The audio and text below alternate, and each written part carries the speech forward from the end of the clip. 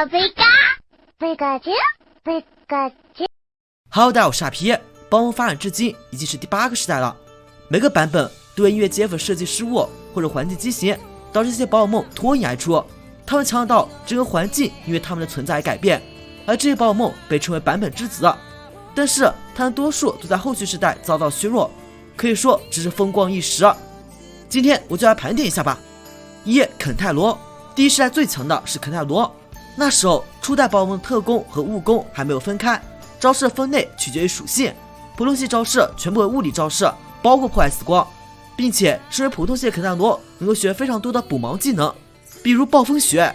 而且在第一世代暴风雪的命中率高达90%，而非现在70%。此外能够使用地震攻击，面对水系宝可梦也能使用打雷应对，可以说是完美的宝可梦。并且第一世代破坏死光还有一个设定，只要击杀对方就不用停止行动，无论输出速度都是顶级的，它自然是超一流的宝可梦。不过到后来设定补全，物理攻击和特殊攻击分家之后，肯泰罗就没落了，毕竟它基带不完善的产物。卡比兽在第一世代不如肯泰罗，但第二世代它使用率高达 90%， 也就是说几乎每人都有一只。第二世代卡比兽依靠诅咒和睡觉组合成为一个强力的盾牌，因为它普通系的直落格斗，而格斗在当时绝对是属于物理攻击，卡比兽通过提升防御加上回复手段变得相当难缠。虽然现在卡比兽不是那么能打了，但它依然是双打中极为热门的一只宝可梦，可以说它从初代到现在都难得极为活跃的宝可梦了。班吉拉从第二世代到第5世代都是绝对的强者，别看它的弱点很多，但是基础准人身版加上沙暴天下增幅变得相当可靠。此外它的岩石恶性抗性也很棒，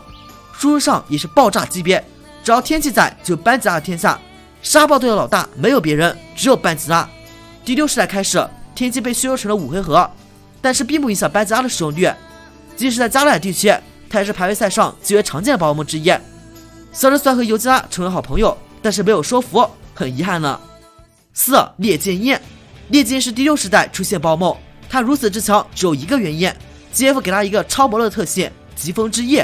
使用飞行级招式能获得加1的先制度。烈剑鹰本来只是一只家门鸟，输出也不高，但配合这个特性就变得不得了了，一个威力120的永鸟猛攻加上 1.5 倍的本系加成能有先制使出，可见其之恐怖。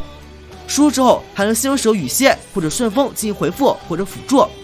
后来 GF 意识到这个问题，下个时代削弱烈剑鹰的疾风之翼特性，改成只能满血发动。梅嘎戴农特性是亲子爱，一回合能使用2次。第6世代 S 的伤害是母线 0.5 倍。注意啊，这个2次行动不是普普通通伤害 1.5 倍，附加效果也会判定2次，比如咬住的害怕概率，火焰球的烧伤概率，增强球的强化也会触发2次。此外2次行动也能破除敌方携带的7腰带之类的道具，简直无所不能。梅嘎戴农就这么简单粗暴的强大，玩家称他为老大没啥可以说的。后世代梅嘎戴农的亲子爱特性就被削弱了， S 攻击的伤害只有 0.25 倍了。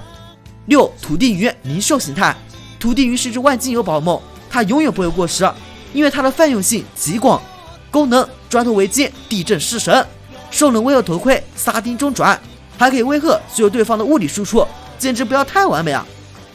迷你 Q 的种族值其实不高，500都没达到，但是迷你 Q 之所以这么强和它的画皮特性有很大的关系，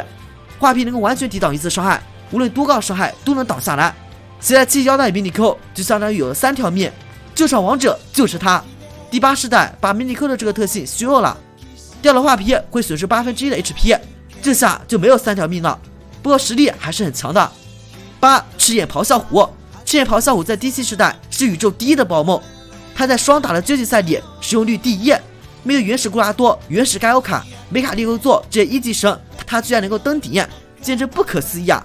它本身赖9就很高，此外特性威吓能够有效的削弱对方的物攻手输出。这还没完，它能习得击掌奇袭这个强控招式，相当于让对方停止行动1回合。还有呢，它能使用极速折返游走下场，方便下次再上场威吓加击掌奇袭控场。